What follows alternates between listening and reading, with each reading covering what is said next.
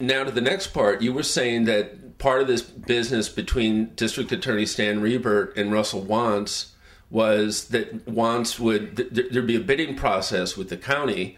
Yeah, there would be, they just like anything else, they would put a notice to bid for vehicles to be used in county business, and those bids would go out, and I would assume that the county would receive bids from competing dealerships. What caught me off guard was the very way that we would sell these cars. We would be informed, I would be informed by Russ Wantz to type up a bid for, the one that sticks in my mind was a Malibu for $13,800. And I was instructed to not only type up the bid, but get the paperwork ready because it was sold. We needed to deliver it. So as I was getting the phone call, or as I was, doing that, working on a phone call from Wantz, I actually got a call from Riebert's office to actually lower that price a little bit. I think it went to $13,600, and go ahead and get it ready and bring it out. So we had a direct line to this transaction where, it really wasn't a bid. They would, my perception was that the bids were brought in, opened, reviewed, and then we were given the amount that would win the business. And we would sell quite a few cars that way. So in other words, your county government, district attorney's office puts out these bids, and they say we want to buy a car from a local dealer, and they request all the dealers to send in a quote, a bid about how much they'd sell a car for the county. Right. So you're saying though that you think in the case between Mr. Wantz and Stanley Riebert, it wasn't an above-board transaction, that maybe Mr. Wantz had a I don't see how an open bid process could involve the disclosure of the lowest bid to the winning bidder to formulate a proposal based on that price. So, in other words, it's your understanding that Mr. Riebert would open the bids before the end of the bidding period and inform Mr. Wantz what the low bid was? Yes. So that's called bid rigging, or I don't know what you'd call it, but it's it's very off the norm.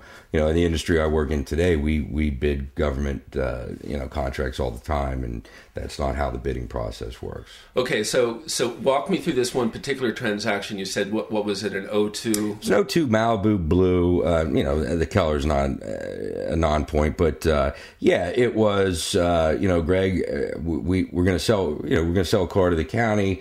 I need you to type up a bid and the paperwork at $13,800. Fax it over to the DA's office. Fax it over. I get a call from the DA's office. Actually, no, that needs to be $13,600. Russ, is that right? Yeah. Change it. Boom. Car sold, and out it goes. Okay. Well, wait a minute. So, in other words, so you got a call back from Stanley Riebert. Yeah. And you spoke with him personally. Yeah. And what did he tell you? He asked me for paperwork on that particular car at an amount that was about $200 less than the original paperwork that I was told to draw up. So what we're saying is Riebert has to buy a car to the lowest bidder. I'm assuming, yeah. Are you saying that Mr. Riebert called and informed you what the low bid already was? What it needed to be. Yes. What it needed to be. What it needed to be in order for that transaction to happen.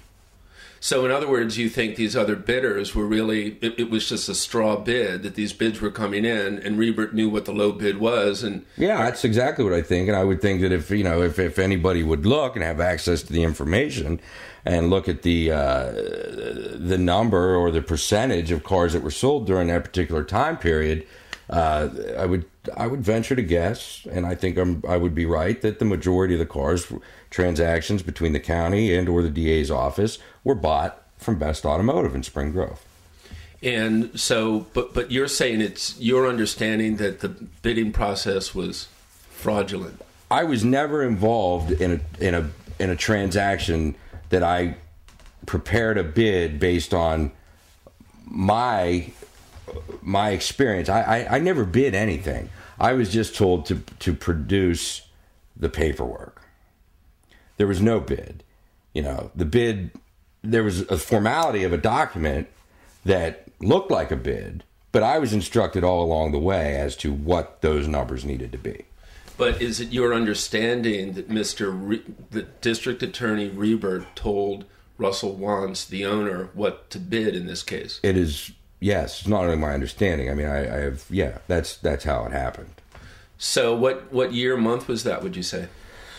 Well, that would, the one I'm talking about, the one I remember most vividly is right around October of, it was about a month after 9/11. The tragedy of 9/11. So October of 01, of 01. So were there other cars sold like this, do you think? Absolutely, sure. Yeah, it was commonplace. We sold a lot of cars to the county. Well, your previous car dealership, did you ever bid to the county? Yeah, we had a fleet department. Yeah, they would prepare bids and did virtually no business with the county whatsoever. Well, did Stanley Rebert ever call? What was your previous dealership? Oh, no, it was Apple Chevrolet. No, you didn't ever, very uncommon. I mean, you're talking to a DA about a procurement for, no.